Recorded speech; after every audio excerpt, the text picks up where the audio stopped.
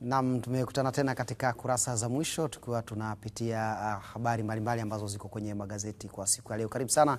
Mambo makubwa matatu ambayo nataka kufahamu ni kwamba AFCON bado inaendelea, na jana ilikuwa ni mzunguko wa pili unaanza rasmi.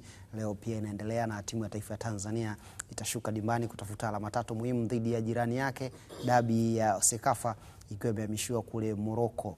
Moja kati ya mechi nzuri sana ya kufuatilia kuhusiana na AFCON, na sisi pia tumo pamoja na majirani zetu. Matokeo ya jana, michezo ya leo tutakwenda kuangalia hapa pamoja na wahariri. Hiyo ni moja, lakini pili ni kuhusiana na masumbu kidogo. Mwakinyo kafanya jambo right huko imekaa pale, mtu akatulia kwa knockout. Mambo yamekuwa mazuri kwa Watanzania, akaendelea tena kushaini na kurudia kwenye ubora wake katika ngumi. Lakini jambo la tatu ni kwamba Kombe la Mapinduzi linaanza siku ya kesho.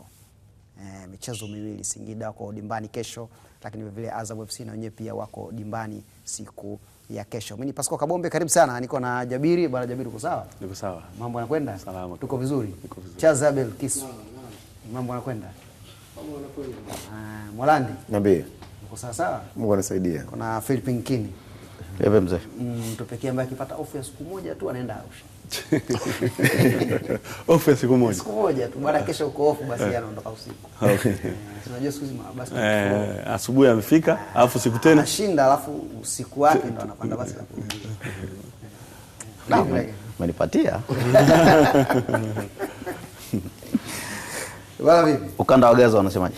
Bwana Gaza mna muda kidogo nimepaasi. Karibu atamtoa kundini, kwa inabidi mchangamke. Jitahidi. Ala weekend hii niwepo. Kwa sababu kisha mwaka ukiisha hujafika itabidi maswali yawe mengi sana. Maswali yatakuwa mengi. Nasikia kijana Lakini kwamba tu ada ya wanachama huwa analipa. Huwa analipa? Basi hilo jambo jema sana. Sababu uzuri kiongozi wako yuko hapa hapa, kwa hiyo comrade ana baya. Baya Jabiri. safi bwana. Mambo yanakwenda? Tunamshukuru Mungu. Tuko vizuri. Bwana Stars wametusurprise ile mechi na Nigeria. Kutoka kufikiria tutafungwa ngapi mpaka wasema bahati yao chupu chupu. Of course kulikuwa na positive zipo, positive zilikuwepo kwenye kutokea kwenye timu. Kulikuwa na wachezaji walikuwa na discipline ya kiwango chake. Haikuwa mechi mbaya kwetu, na kama wanavyosema waandishi mara zote, siku hadi siku unaona tuna improve kidogo. Yani unajua, kwa mfano mwaka uliopita, mashindano yaliyopita yalofanyika Ivory Coast. Nafikiri watanisahisha waandishi, nafikiri ilikuwa ni mechi yetu ya kwanza sijui na Morocco tulipata red card. Tulikuwa na red card? Yes, tulikuwa na red card, lakini ulikuwa ukisoma wachambuzi wengi waliokuwa wameizungumzia ile mechi walikuwa wanawashangaa wachezaji wetu zewe walivyokuwa wanacheza lafu za kizembe dhidi ya wapinzani. Na hata moja ya goli ambalo tulifungwa nafikiri ambalo lilikuwa faulo walicheza pembezoni Milosh mwaka huo ilikuwa ni kwamba, yani mmoja wa wachambuzi alikuwa anasema wa South Africa anasema ili ilikuwa ni kwenda kumziba, wala kulikuwa kuna sababu ya kufanya vile. Kwa hiyo ukiangalia kama jana juzi, unaona hizo lafu za watu kuingiza miguu vibaya zimepungua. Kwa hiyo kuna positive nyingi. Kwa hiyo ndio ukisikia progress ndio hiyo. Okay. Chaz, mechi za jana kulikuwa na mechi dume sana nyingi. Of course mechi zilikuwa nzuri sana. Unajua kwangu mimi jana kuna finali ambayo imetangulia. Mechi ya Morocco na Mali naona kama ni mchezo ambao ulikuwa na hadhi ya finali au nusu finali. Na imeonyesha kweli kwamba Afrika vipaji vipo. Na watu siku hizi wanajitoa kwa timu zao za taifa. Ukiangalia ile speed ya mchezo, namna ambavyo zile timu ziko kila moja inajaribu kutumia makosa ya mwingine kutafuta nafasi ya kufunga. Yani ulikuwa ni mchezo ambao of course timu zote mbili zinaonekana kila moja ilijiandaa vizuri kumkabili mwingine, na ilionekana kabisa kwamba ni timu ambazo zimekutanisha timu ambazo zina wachezaji wa madaraja ya juu. Unajua kuna watu tuliingia, yani wengi tuliingia na matokeo yetu ya mfukoni, kwamba kuna Morocco anaingia kama favorite, Mali anaingia kama timu ya pili. Lakini kile ambacho kocha wa Morocco alikisema kabla ya mchezo ndio kilikuja kuonekana. Alisema kwamba Mali ni miongoni mwa timu ambazo yeye anaziheshimu sana na anazihofia kwenye mashindano, sababu ina wachezaji wengi wazuri. na ndicho ambacho kilikuja kutokea jana. Ni mchezo ambao ilikuwa ni njoo na kuja. Kwa hiyo nadhani ulikuwa ni mchezo mzuri sana, na kwangu mimi ndio mechi bora ya mashindano mpaka sasa hivi. Of course zipo mechi nyingine ambazo zilikuwa bora zaidi, lakini mimi naona ile ni bora zaidi sana. Kwa sababu pia mechi, pia uzuri wa mechi kama hizi, wanasema tukio kubwa katika mchezo ni magoli. Ni mechi ambayo imetupa magoli na imetupa pia ushindani. Sasa Molandi, tunaandaa sisi 2027 hapa. Ndio. Kama waandaaji wenza, kuna ambayo pengine unaona tunatakiwa tujifunze na sisi tuende nayo tangu siku ya ufunguzi mpaka jana?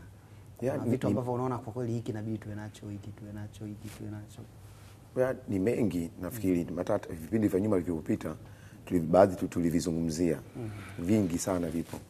Miundombinu tukizungumzia, sawa, kwa maana ya usafiri ndani ya nchi, kwa maana kama uwezeshaji kwamba kutoka hotelini kwenda uwanjani, vile miundombinu ya viwanja, angalia viwanja vya wenzetu vilivyokuwa. Ushaona vingine ni na hata maamuzi ya waamuzi, unaona kama ni maamuzi kwamba ni mazuri, na hata waamuzi ambao wamechaguliwa unaona wamedeserve kufanyaje kuchezesha mashindano. Kwa hiyo tutaona hata kuna malalamiko mengi sana ya hizi timu kulalamikia, lakini kwa maana ya mengi ya kujifunza nafikiri tumeyaona sana. Kwangu mimi naona ni swala la viwanja na miundombinu, na mimi kama tukifanikiwa hilo tutapiga hatua na sisi na tutajitangaza sana kupitia hilo. Moja kati ya vitu ambavyo nilivishuhudia kwenye mitandao, baadhi ya waandishi niliona wa Nigeria, waandishi wa South Africa na baadhi pia wa Tanzania walikuwepo, ni kwenye eneo ambalo wamewekewa lile kama arena hivi, ambalo unapata huduma zote, internet nini. Yani ushamaliza kupiga picha au kupiga cuts zako, sijui video hizo, hapa ndo sehemu mtafanya kazi zenu. Kwenye viwanja vyetu vingi sioni eneo zaidi ya ile eneo ambalo la kuaga na press tu. Yaani kwamba wewe ni mwandishi hapo utafanya kazi zako. Inabidi pia na wenyewe tujiandae hilo ngine. Ni sahihi unachokisema, kwa sababu unajua dunia inabadilika kila siku. Mimi nakumbuka ile AFCON ya vijana tutengeneza mazingira mazuri sana ya waandishi kwenye uwanja ule wa Mkapa. Mazuri sana ambao na feature unachokisemea vingi vilikuwepo. Hizo internet issue na nini, kulikuwa hakuna shida sana. Lakini nafikiri kitu kikubwa ni jinsi ambavyo viwanja vyetu tunavitengeneza. Kadri viwanja vingi vinavyotengenezwa sasa hivi vinatengenezwa kisasa zaidi. Yani hauji kuboresha baada ya kuwa una mashindano. Yani ukiwaangalia wale unaona kwamba ni eneo ambalo wakati plan ya kutengeneza uwanja inafanyika lilikuwa tayari lipo kwenye makaratasi, ambao ndio kitu ambacho alikuwa anazungumzia Moland. Pamoja na vitu vingine vyote, sisi kuna sehemu kubwa sana ya kujifunza. Kuna wakati nilisikia serikali wanasema wanapeleka watu kwa ajili ya kwenda kujifunza kwenye mashindano, kwa sababu baada ya haya ina maana ni sisi sasa. Tulishaandaa CHAN. Hakuna doubt kuna sehemu yetu ambayo tulifanya vizuri, lakini kuna sehemu pia bado ya kuendelea kujifunza. Na kujifunza sio kwa serikali tu. Yani hata mashabiki. Ukiangalia mechi ambazo zinahusisha wageni tupu. Mfano ukiangalia jana mechi ya Morocco, unaona ile appearance ya mashabiki ni wengi. Lakini angalia mpaka sasa hivi kwenye mechi nyingine nyingi. Ni mechi moja nafikiri ndo nimeiona ilipata mashabiki maskoseni 1400. Ndio mechi ambayo ina mashabiki wachache. Lakini kuna mechi unaziona mfano Stars amecheza amepata mashabiki 10,000 na zaidi kwenye mechi yake, mechi ya Stars na Nigeria. Kwa nafikiri kuna kitu kikubwa hata cha mashabiki kujifunza, ya kwamba haya ni mashindano na mkishaandaa nyie ni ya kwenu. Yani usitegemea kwamba kuna wa Nigeria wengi sana watatoka hapa kuja kujaza viwanja. Kuna jambo analosema nani, unajua haya mashindano kama haya, ukitaka kujua tu mmefanikiwa, yani unaweza kuangalia wale watu ambao mnasema mna upinzani. Yani wale watu ambao mna upinzani, ukishasikia komenti zao tunajua basi hapa tumefanikiwa. Wakati kabla mashindano kuanza aliujiwa kocha wa Misri Osam Hassan. Akasema facility na standard ya facility zake za Morocco, anasema ziko kwenye standard ya juu sana. Nilivyoona ile sentence ameizungumza Osam Hassan ambaye yeye ni Egypt, anaizungumzia vile Morocco, nikajua hapo tayari washakubali kwamba hii standard ni ya juu sana. Alitoa hiyo comment. Kwa hiyo unaweza kuona kwamba ni kweli Morocco aliweka umakini mkubwa na effort kubwa kuhakikisha vitu vinakuwa kwenye standard. Kwenye mashabiki nimeona mashabiki wa South Africa wale huwa wakosi timu wao kwa kwenda lakini pia nimeona mashabiki wa Nigeria wanaenda sana. Nimeona mashabiki wa Kongo wamekwenda, sijajua kama wametokea Ufaransa moja kwa moja au wametoka Belgiji au wametoka Kongo, maana ndio sehemu tatu wanazotokea, lakini wakati mwingine huwa wanatokea Ulaya kuja kwenye mechi na nini. Serikali ya Burkina Faso ilitoa washangiliaji 500 kila kitu gharama yao serikali na waandishi wa habari 20 kama sikosei. Kuna sehemu nilisoma kwenye Burkinabe football ambayo nayo yote kila kitu ni juu ya government. Hoja yangu hapo ni tumekosa utamaduni, tumekosa mtu wa kutufundisha, tumekosa mwanzilishi, kwa sababu sisi AFCON tulikuwa tunachagua timu, mtu mwingine Kameruni, mwingine Nigeria, kila mtu anachagua timu yake ya kushabikia. Lakini sasa tumeanza kushiriki mara kwa mara.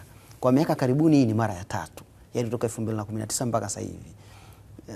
Bado mpaka atoke mtu wa nje. Sisi wenyewe hatuwezi kutengeneza namna ambavyo tutakuwa na mashabiki wetu ambao yani kama ambao tunaona mashabiki wa timu nyingine kwenye mashindano.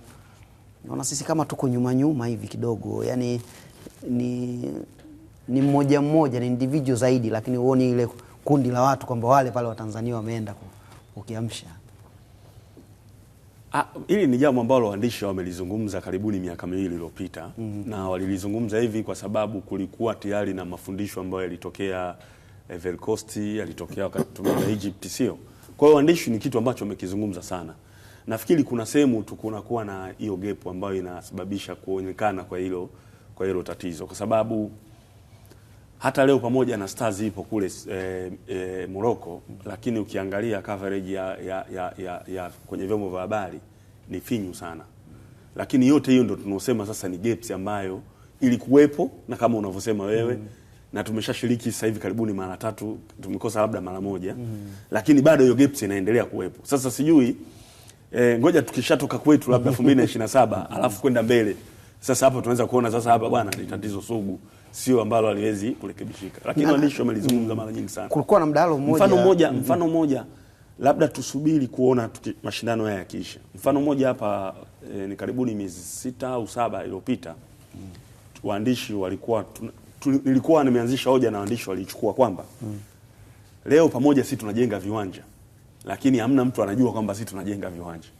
Unakuta mtu tu anakuja kuripoti kwamba uwanja wa Arusha umefikia 67. Uwanja wa Dodoma ndio huu umeanza. Lakini yani hakuna ile kama tulivyokuwa tunaona Morocco, viwanja vilivyokuwa vinatangazwa kama Afrika nzima vile tunalazimishwa kwamba sikilizeni huku Morocco kuna vitu vinafanyika. Ni kwamba tulikuwa tunajua maendeleo ya viwanja vya Morocco kuliko vya Tanzania ambapo sisi tupo. Kwa hiyo nafikiri ni gaps ambayo inaendelea, lakini sasa labda ngoja tuone yakisha ya mashindano what next. Kulikuwa kuna mdahalo mmoja uliandaliwa Kilimanjaro hotel inaangalia baharini Sijaikosea jina. Kempinski. Mmoja wa watu waliokuja pale alikuwepo mwenyekiti wa chama cha mashabiki Afrika Kusini, mdada mmoja hivi. Alihudhuria ile kongamano. Mwaka huu? Hapana, mwaka juzi. Ile ambao aliongea kina Rabi pale wa Simba, kama unakumbuka ile kongamano lile. Sijui labda kama waandishi walihudhuria. Ndio sasa hivi ndio imeniclick kwamba South Africa wenyewe mpaka wanachama kabisa cha mashabiki. Kwa hiyo inakuwa ni rahisi hata kuwa na hiyo group la watu kusafiri nao. Charles, kuna haja na sikuwa na hiyo chama tu. Maana lazima kidogo muwe na msuli, kuna gharama zake. Unajua chama exactly sidhani kama kipo, ila kuna kundi ambalo nadhani limesajiliwa kabisa, Taifa Stars Supporter, liko chini ya Karigo, Godson Karigo. Nilimuona yeye kule. Karigo yupo. Na aliongea wiki 2 zilizopita kabla mashindano kwenye mshike. Lakini changamoto kubwa, unajua changamoto kubwa ambayo mimi naiona ni changamoto ya kiuchumi. Na hii haigusi tu national team, inagusa hata klabu zetu. Lakini mimi binafsi pamoja na yote kuna dhana ambayo naamini inachangia kwa kiasi kikubwa kupoteza mashabiki viwanjani. Unajua, tunaweza tukaangalia tukaizungumzia Morocco kwamba hatujaweza kupeleka kundi kubwa la mashabiki Morocco, lakini tulikuwa na chani hapa juzi. Tulikuwa na chani ambayo bado pia uingiaji wetu viwanjani ulikuwa huko kusuasua. Dhana ya kuamini kwamba mpira ni mchezo wa watu maskini, mimi binafsi nimeamua kuchagua kuwa kinyume na watu wengi.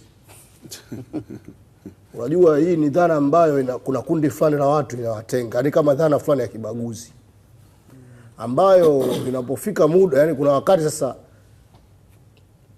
wale ambao tunawatenga ndio ambao pengine wangetuondolea hiyo, yani wangefanya angalau hata namba ya watu kwa kubwa. Tumezungumzia hapa kwamba finali zinafanyika Morocco. Kwa mfano leo hata klabu zikiwa zinacheza Yanga, Simba, tuchukulie mfano huo tu. Hivi tiketi ambazo zinaigi kuisha ni tiketi gani? Za VIP. Ni zile Tanzanite, Platinum. Ambazo ni zaidi ya 200,000. Maana yake kuna kundi fulani la watu sisi tunawabagua. Yaani sisi watu wa kawaida tunawabagua kwamba hawa sio watu wa mpira. Lakini kumbe wale inawezekana watu wa mpira kuliko hata kina sisi. Kwa sababu sisi wenyewe tunaambiwa jamani kiingilio 1000 bado watu waende. Lakini wale wanaambiwa kiingilio 250 wanaenda. Kwa hiyo tukiondoa idhara ya kwamba mpira ni watu wa hali ya chini tu, kwanza ina segregate wale watu pia. Lakini pia kitu kingine, nadhani inahitajika elimu kubwa sana ya watu kuaminishwa kwamba mpira ni mtoko. Outing. Yani tukiamini, yani dhana kwamba mpira ni yani kwenda uwanjani ni miongoni mwa mitoko. Yani sio tu kwenda nje, hata hapa ndani. Yani mtu anaenda uwanjani anajua kabisa mimi nakwenda kuenjoy na familia yangu. Sio naenda kushabikia. Unajua mtu akishakuwa anasema naenda kushabikia, yani ni zile dakika 90 tu. Lakini kuna entertainment nyingi. Yani leo kwa mfano nilikuwa jana niliona clip na mwandishi wa Uganda ameweka. Yani usiku wale Morocco klabu zao zote, yani kuna hadi Afcon club yani ambao mtu ukienda unapata hizi nini, yani kuna complimentary unapata, yani kama una ile fan ID sijui kuna zile vitambulisho vya mashabiki. Ina maana wewe kama umekuja kwa ajili ya Afcon katika nchi yao, ukienda katika hiyo sehemu unapata punguzo la bei kuingia hiyo klabu usiku. Na wao wameruhusu ma DJ wao kupiga nyimbo za utamaduni tofauti. Kwa hiyo kama wewe ni Mtanzania, una wasanii wako unawapenda wa Tanzania na una labda hizo nyimbo unazo, unampa DJ anapiga, unakwenda hotel. Kwa hiyo ni vitu ambavyo vingi sana ambavyo inabidi tujifunze na tufanyie. Mambo ni mengi. Turudi kwenye mchezo wa leo dhidi ya jirani zetu Uganda saa 2:30 hii. Alikuwa anapitia Mwanaspoti hapa, imeandika dua zenu. Watanzania wakiombwa kupiga dua tusiondoke hivi. Angalau pia tuvunje ule mwiko wa kuishia alama 2, maana tulianza alama 1, tukaja tukaondoka na 0 Misri, tukapata 2 Ivory Coast. Kwa hiyo angalau sasa hivi twende zaidi ya alama 2. Lakini sasa wakati vijana wetu wanapambana kule, wanajeshi wetu, basi ukudua watu waamke salama, wawe na afya njema, mengine tuyaone uwanjani. Bana, gazeti la Mwanaspoti ukilipata leo habari ni kubwa sana, na hata ukiingia katikati kwenye gazeti hili unaweza kuona wamededicate kabisa mwanzo mwisho kuhusiana na Afcon. Kwa hiyo pata nakala yako ili uweze kupitia kwa undani ndani na kuelewa zaidi. Bana Jabiri, leo tuna kipute dabi bwana. Tumekuwa tukicheza na Uganda bana, mechi yetu inakuwa ngumu hata kama ni ya kirafiki kwa miaka ya karibuni. Ni kweli, lakini kama mpango wa mwalimu utakuwa mzuri zaidi, kwa jinsi nilivyoona Uganda ilivyocheza, inaweza kawa mechi nzuri kwa upande wetu. Kama mpango wa mwalimu utakuwa mzuri, kama anavyoonekana Miguel Gamondi, tunaweza kawa itakuwa mechi ngumu kwa sababu haiwezi kuwa rahisi kama inavyoandikwa kwenye magazeti karibuni yote. Ni dabi ya Afrika Mashariki na jana ameizungumza Gamondi hiyo kwenye press kwamba ni dabi ya Afrika Mashariki. Kwa hiyo kama mpango utakuwa mzuri na kuna kitu amekizungumza Charles, ukiangalia hizi mechi zote zilizochezwa timu zipo kwenye mapambano ya juu sana uwanjani kwenye pitch. Kwa mfano ukiangalia ile mechi jana ya South Africa na Egypt, yani ulikuwa unaona kabisa kwamba Egypt wanafanya kila kitu mpaka dakika ya mwisho kuhakikisha kwamba hapa tunapata hizo pointi 3 tunaondoka nazo. Kwa hiyo ngoja tusubiri mechi jioni tuone nini kitatokea.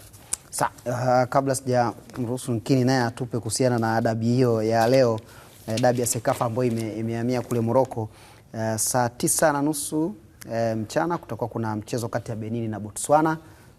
Mechi ya kufuatilia hii saa 12 jioni Senegal wanacheza na DR Congo. Mechi nyingine tena hiyo mechi ya kisasa hii mechi hatari kwa sababu kwenye World Cup si walifungwa wao nani.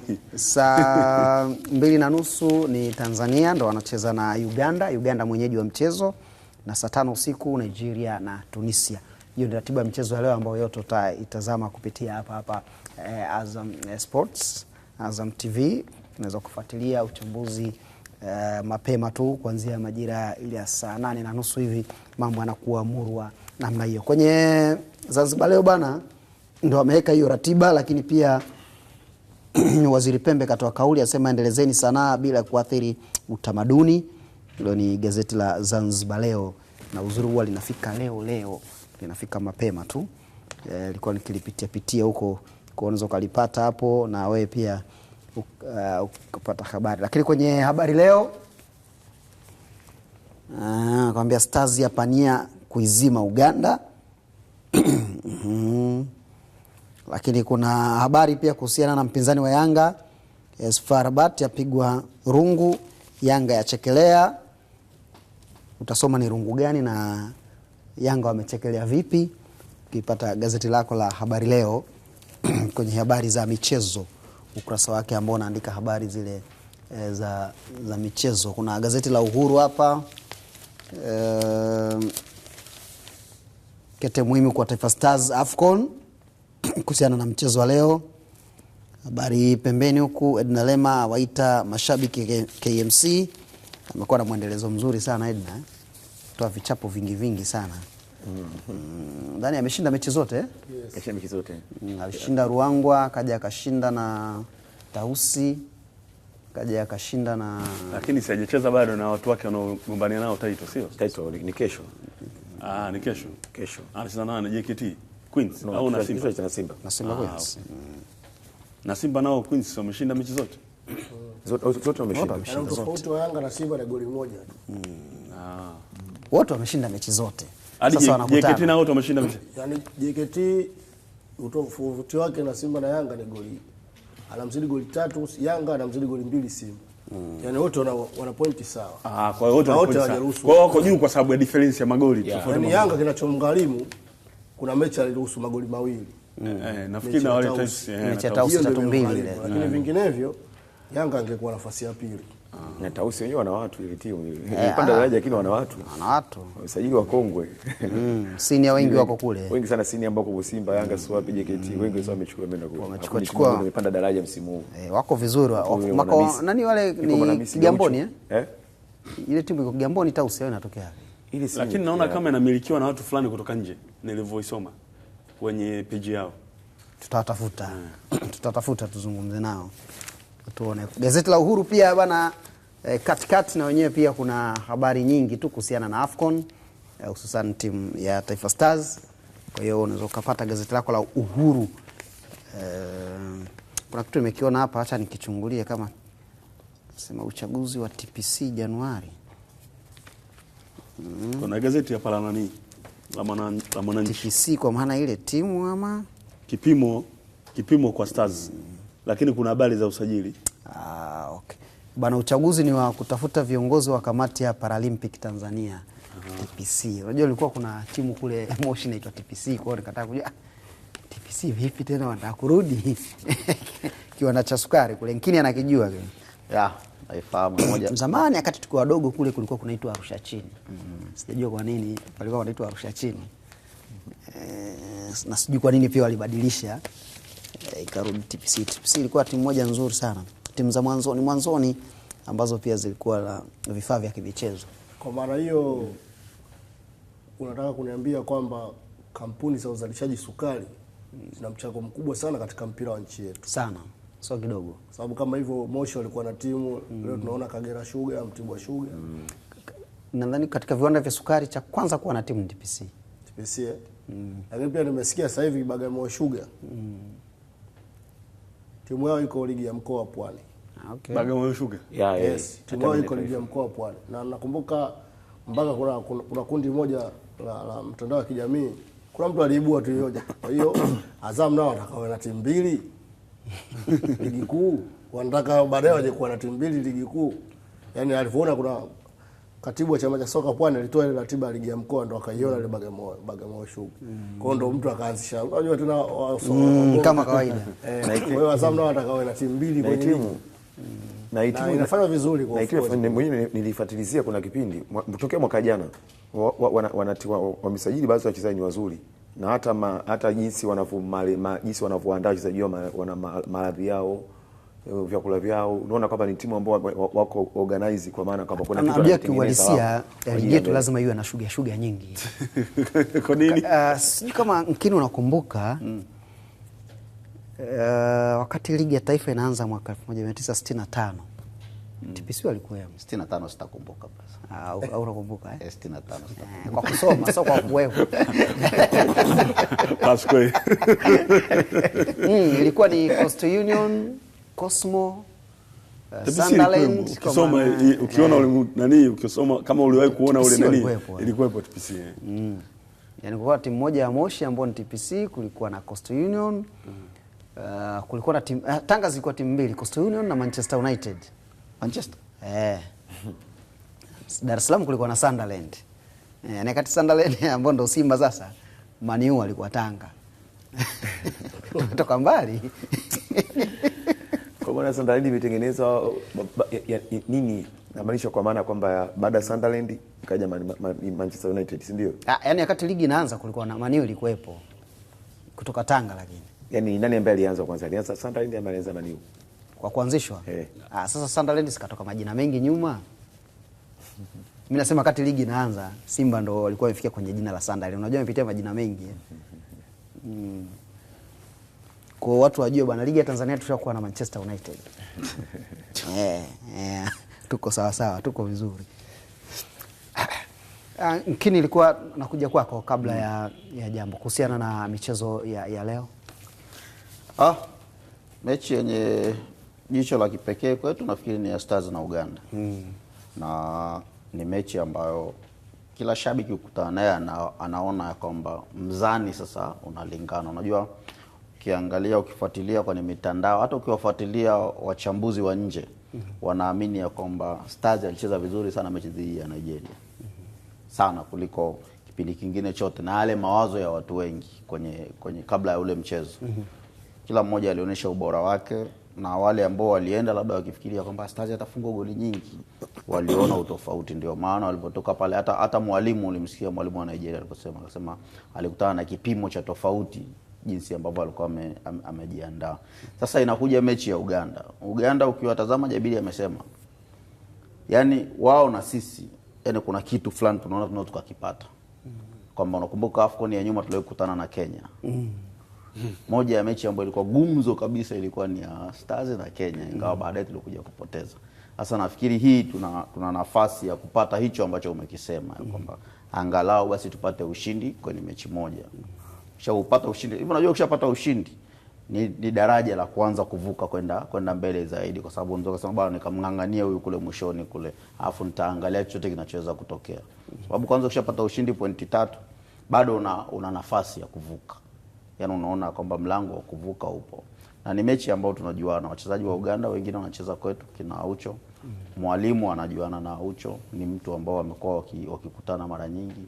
Wachezaji wa Stars wanawajua wachezaji wa Uganda, kina Mukwala, kina nani. Yaani ni mechi ambao wanaenda uwanjani watu wanajuana, kwamba mimi nakujua wewe unanijua mimi, tunajuana jinsi ambavyo tunakutana. Kwenye kipimo sahihi mimi kwangu, kiachana na mechi ya Nigeria, kipimo sahihi cha Stars imebadilika kwa kiwango gani ni hii mechi. Yaani mechi na Uganda mimi ndio itanipa picha halisi ya kwamba kuna njia tunaanza kwenda. Siku alikuwa anataniana na Charles. Nikamwambia sisi tuna shida moja, lazima tuwekane wazi. Mechi ya Nigeria tumecheza vizuri. Tunaweza kukutana na Sudani ya Kusini antusumbuaje?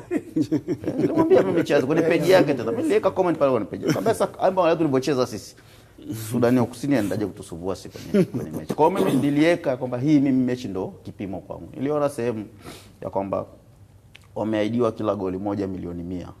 Katika mechi ambayo atashinda. Ni mechi ambayo watashinda. Sikusoma mpaka mwisho, lakini mimi imenionyesha kila, yani ile story nilivyoisoma imenionyesha wakifunga goli tu milioni 100. Kwa hiyo nafikiri ni daraja zuri ya kwamba wakiona ile motisha ipo, tuende tukawaone. Yani mimi natamani kila mtu ageuze kama hii ndio iwe kipimo ya kwamba tukitoka sasa tuseme kweli kwa hapa tumeimprove. Kama tutakuja na performance ile, mimi naamini tuna kitu kikubwa zaidi cha kuvuna kuliko hizo AFCON zingine zote ambazo tumecheza huko nyuma. Kwa sababu kitazama hata wachezaji wetu, angalia hata kikosi kilichoanza.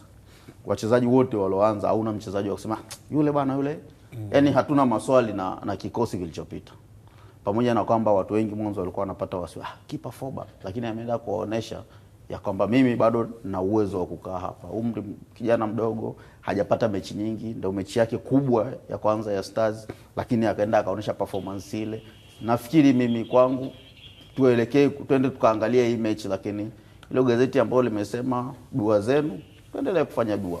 Sawa, Molandi turudi Dar es Salaam. Ndio. Turudi kwa Bwana Mwakinyo. Ndio. Jana kwani vipi? Tumecheka kwa sababu ni moja discussion ya kabla ya kipindi. Ilikuwa discussion kubwa kidogo ya moto. Yes. Kwa hiyo ndo maana ulivyorudisha na umerudisha kwa mtu ambaye alikuwa anaianzisha. Yani toka kaingia. Hiyo ndio nimepiga sehemu sahihi. Sahihi kabisa. Bana nimeona huku ile imekaa kwenye taya. Jamaa akapiga goti pale tena. Shughuli kaishia pale. Kama ambavyo inaonekana pale. Wasema ngumu ukiangalia unaanza kuona mbona kama kampapasa, anasema ikikupiga wewe ndio unajua kumbe nzito. Fight ilikuwa ni of course hatujaifaidi. Yani sio vile ambao matarajio yetu unataka uone raundi nyingi. Of course. Sema kama matarajio yetu kwa mwisho siku hata kuanza kumzungumzia mpinzani wake inakuwa ni ngumu kumzungumzia kwa sababu ni round ya kwanza tu mpinzani anakaa chini. Lakini mimi niko natarajia ama natamani kuona kwa raundi ya pili. Tumuone mpaka raundi ya pili at least kidogo. Tumuone mpinzani wake ana uwezo kiasi gani. Lakini mimi binafsi kwanza kumzungumzia uwezo wake kwa sasa hivi kwa raundi ile moja ni ngumu kaka kumzungumzia. Lakini kwa maana performance of course siwezi kumzungumzia Mwakinyo ni bondia maana mzuri. Anajua vizuri punch, anajua kupigana, lakini kwa issue inakuwepo kwamba mimi binafsi hayakuwa matarajio yangu Bwana Kabombe kwa sababu tulikuwa tumekaa tunaangalia tu fight na mshikaji katoka kanisa zake toilet karudi pale mwisho siku vipi pambano round ya pili ama round nikasema pambano limemalizika tayari.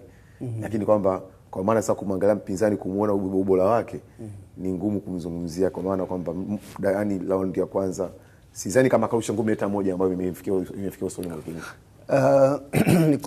Niliona wachambuzi wa Azam wa Kiingereza wakina Jimmy Kabwe alikuwepo. Sasa walikuwa ndio nimefika na mimi nikawa najua pambano linaendelea. Sasa ndio nimefika nimekuta likombe limeisha baada ya kutoka kule kwenye AFCON. Nilimsikia anasema kwamba na yeye na wao wamekuwa disappointed kwa sababu hawakutegemea kwamba kutakuwa na fight ya muda mfupi namna hii. Unaona? Tumerudi kwenye za Tyson. Sasa lakini nilimsikia kama Mwakinyo anasema anataka pambano lingine kusudi furahisha washabiki wake, sio? Alivyozungumza na yeye ameonyesha kwamba hakuridhishwa.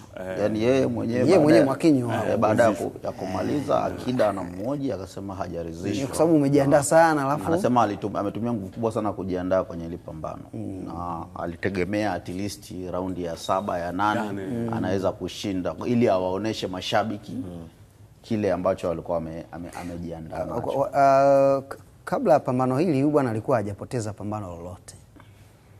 Kwa hiyo pengine ndio limeshtua watu wengi. Yaani mtu ambaye hajapoteza pambano lolote afu ghafla tu raundi ya pili lakini ile mimi nadhani nikawa tofauti kidogo Kabombe. Yaani mimi nadhani nikawa tofauti kidogo. Unajua Mwakinyo naye alikuwa hajapigana muda mrefu. Ndio. Na yeye inaonyesha mashabiki wengi kwa sababu waliokuwa mesikwenda kwenye ile pambano. Ingawa nimelifuatilia kupitia Azam TV.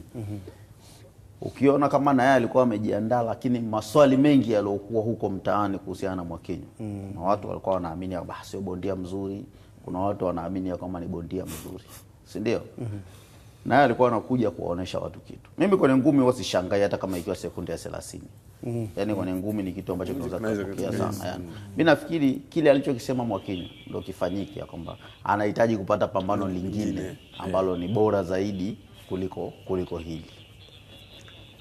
Unajua hapo kwenye rekodi hapo. Kwenye rekodi za ngumi bwana, mimi naonaga kama ni zile ranki za ubora. Za kwenye soka za FIFA.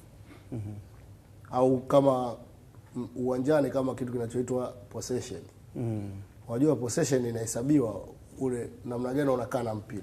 Unaweza kupiga pasi zako hata 200 za nyuma, yani back passes ni kwa mabeki. Kipa Unahesabiwa possession yako na unaonekana wewe ulipossess kumzidi mpinzani. Lakini unaweza ukajikuta umepossess lakini umefungwa. Sasa ukiangalia huyu bondia anacheza na Mwakinyo, of course hajawahi kupigwa na tunaheshimu rekodi yake, lakini amepigana na nani? Yani amepigana yani rekodi zake, nani aliwahi kukutana naye kwenye fight zake hizo? Yani katika hizo fight zake ambazo kapigana. Kwa sababu inawezekana, unajua ngumi ni mchezo ambao unaweza ukamchukua mtu akaja ukaandaa pambano ukampiga, lakini labda nyota zake ziko chini yako. Umeona nani za kwako labda ziko juu, ziko ndio hapo unapokuja kwamba inawezekana sawa hajapigwa, lakini amekutana na mabondia wa design ya Mwakinyo. Yani katika hao walopigana nao wana daraja gani? Wenyewe wasema nyota ngapi? Yani unaweza kushangaa unampiga Mandonga. Yani bondia yako unapiga nao labda design ya kina Mandonga sio kina, lakini je, ushakutana na bondia kweli akakupa mechi kweli kama ambavyo kakutana na Mwakinyo jana? Kwa hapo mimi ndio natakaga sana changamoto hizo kwa mabondia. Hata mwenye Mwakinyo nadhani ashai kusemaga. Akasema kwake yeye ranking za ngumi kwake sio kitu kikubwa sana, kwa sababu ranking unaweza ukamchukua tu bondia wa kawaida ukampiga ukapanda kwenye ranking. Lakini amekupa hiyo ushindani wa kwamba siku unakutana na bondia ambaye daraja la juu akakupa kitu. Mwakinyo kama unakumbuka umaarufu wake wa Mwakinyo alipigana, alikuwa anapigana zamani. Lakini umaarufu mkubwa wa Mwakinyo ulikuja baada ya kumpiga Sam Egerton yule wa England.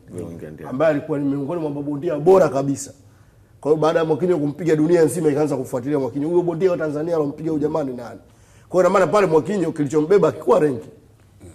Ila ubora wake, yani kwenye ranking alikuwa chini, ila maana yake alikuwa bora.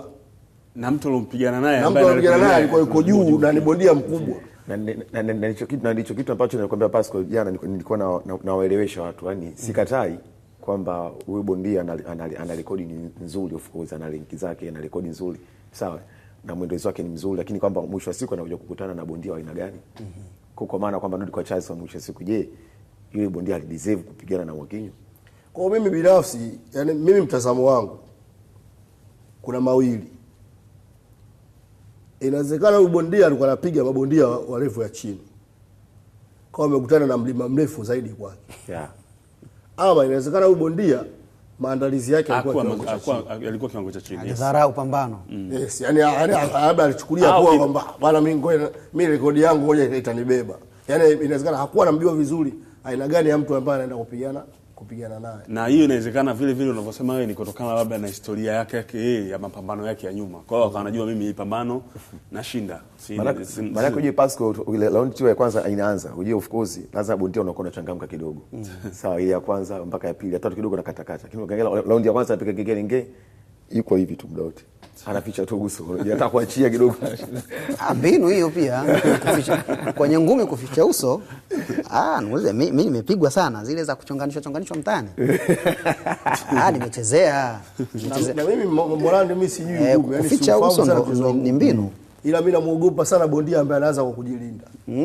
Yaani katika mimi ninavyotazama Gavana akachomoa bomba moja tu. Anamuogopa sana huyo bondia, mara nyingi anakuwa mzuri sana kwenye kupiga kilio. Anachokisema Chaz kilitokea kwenye pambano moja la rafiki yake Chaz Furahisha. Furahisha na pigana sio na nani ile kutoka Zambia Malawi, ndio ilikuwa ni moja kati ya mapambano bora, kati ya mapambano ambayo yalikuwepo ukiacha ile la mtoto wa Mandonga. Lakini lile lilikuwa moja ya pambano bora. Na mwisho na mimi nikaendelea kujifunza vitu nilipokuwa nawasikia wale wachambuzi wa Azam TV. Yule Furahisha pamoja na kwamba alikuja kushinda lile pambano, lakini mwishoni yani ilikuwa inaonekana kama vile alichoka sana. Akawa anatoa gadi, yani gadi zile haziweki tena juu, kwa anaziweka chini. Kasikia mchambuzi mmoja akasema mimi bwana, mimi sina gadi, yani mimi sio shabiki wa mabondia ambao hawezi kumaliza raundi 8 au raundi 9 gadi zikiwa juu. Kwa sababu unamuona yule Firi ndo kama ilivyotokea pia kwenye ile pambano la Mandonga. Naye unamuona kwenye rekodi mzuri la nani la Mwakinyo. Kwenye rekodi mzuri. Lakini alipofika yani kama vile alishapiganaga hapa kipindi fulani, akalalamika sana, alipigwa afa akalalamika sana yule Firi. Alipigana sikumbuki na bwana cheka mpaka amesema naomba pambano na tena nacheka. Lakini jana unamuona kama vile alikuja yani amepaniki kweli kweli, yani kama vile anataka kama vile kurusha hata ngumi zile za Uswahilini. Kwa hiyo nafikiri kuna vitu vingi sana vya kujifunza. Mfano ukiangalia ile pambano mwisho hata ule mwalimu wa yule Furahisha alikuwa anamwambia nyenyua gadi, lakini ule dogo kila akinyenyua kiweka sekunde mbili lazima aishushe tena chini kwa sababu alikuwa amechoka. Kwa hiyo nafikiri ndio hivyo unaposemea kuhusiana na mbinu. Yaani kwenye ngumi kuna mbinu nyingi sana. Ndio maana mwanzo ukasema tumerudi enzi za Tyson. Inawezekana pamoja na yote jamaa ile punch imeingia kweli. Yaani kwamba bwana amekaa vibaya akakutana nayo kweli, na Mwakinyo kama alikuwa amejiandaa unaona kabisa kwamba sio nani, yani sio masara, yani ile sio masara kutoka meno mimi nafikiri kwenye ngumi kuna vitu vingi vya kujifunza, lakini mapambano ya jana yale ya utangulizi bora sana. Bora yani sana. Hata mimi nimependa ile pambano la yule mtoto wa Mandonga pia. Kwa pambano zuri. Yani mwanzo ulikuwa ukimuona alivyoanza, alafu mwisho jinsi pambano linavyoendelea unamuona kabisa kwamba kama akizingatia kile ambacho atafundishwa ni bondia mzuri sana, anaweza akaja baadaye tofauti na baba yake alivyo. Yani yeye amejiandaa kwa bondia kweli. Sababu unamuona kabisa pia ana umbo la kibondia, yani ni mtu fulani hivi amejiandaa.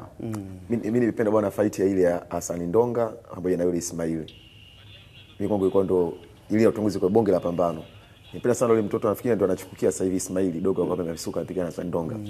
Dogo naamini siku zinavyozidi kwenda atoka bondia moja mzuri sana. Na kampiga jana Hassan Ndonga, kampiga Ismail kwa sababu ya uzoefu wake, lakini kama sio uzoefu wake angepigwa na Hassan Ndonga. Ulicheki game ya Debora?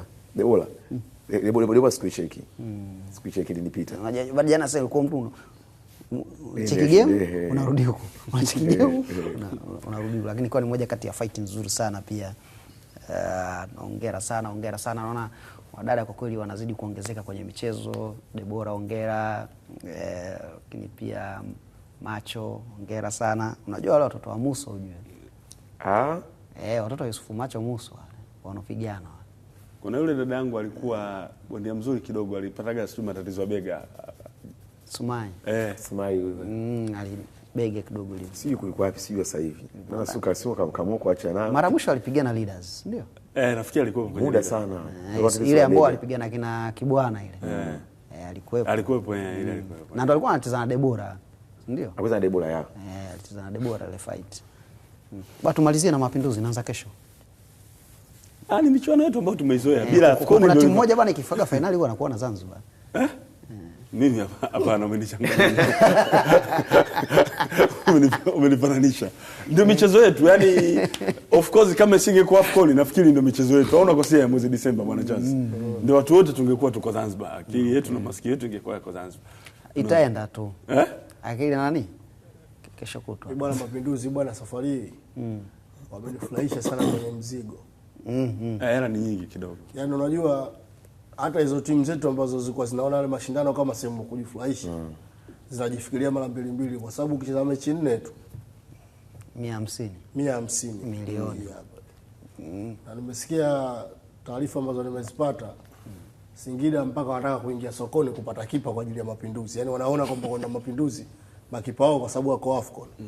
Masalanga pamoja na Amasi. Kwa hiyo wanaona kwamba Metacha peke yake yani wanabidi aongezewe mtu yani kwa ajili ya kwa hiyo Singida wakawa wametolea macho sana Kombe la Mapinduzi. 150 kwa 100 mshindi wa pili. Wale watatoa macho safari hii. Na mara mwisho Singida walishia nusu finali. Tuliona Simba goli la ngoma ile. Naamini hata mvuto utaongezeka sana msimu huu. Naamini mvuto utaongezeka sana kutokana na iko kiasi cha pesa ambazo kimewekwa kama zawadi. Naamini utaongezeka na hata Simba na Yanga na sidhani kama watamisi, lazima na lazima wataenda msimu huu. Kwenda wamo of course wanakopa wamo misimu yote wanakopa, makini mwisho siku hawaendi mara kadhaa misimu tumeona misimu kama miwili hawaendi, kama either wanapeka kikosi cha pili under 20 kinahisi mwaka huu au safari wana kapeka hata wachezaji wale wote sini wakapeka ambao wamebakia nchini. Bwana itakuwa tamu hiyo. Itakuwa nzuri sana Mapinduzi safari hii. Mapinduzi pia yanachangiwa na uhaba wa timu nyingi kuchukua makombe nchini. Ya unajua kwenye miaka hivi karibuni makombe mengi yamekuwa yanachukuliwa upande mmoja.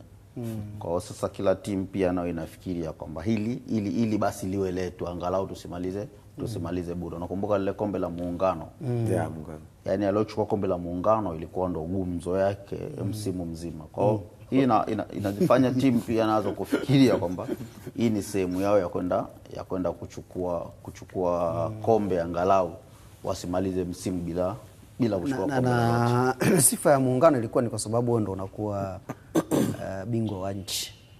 Na unakuwa bingwa wa nchi unawakilisha nchi kwenye mechi za kimataifa.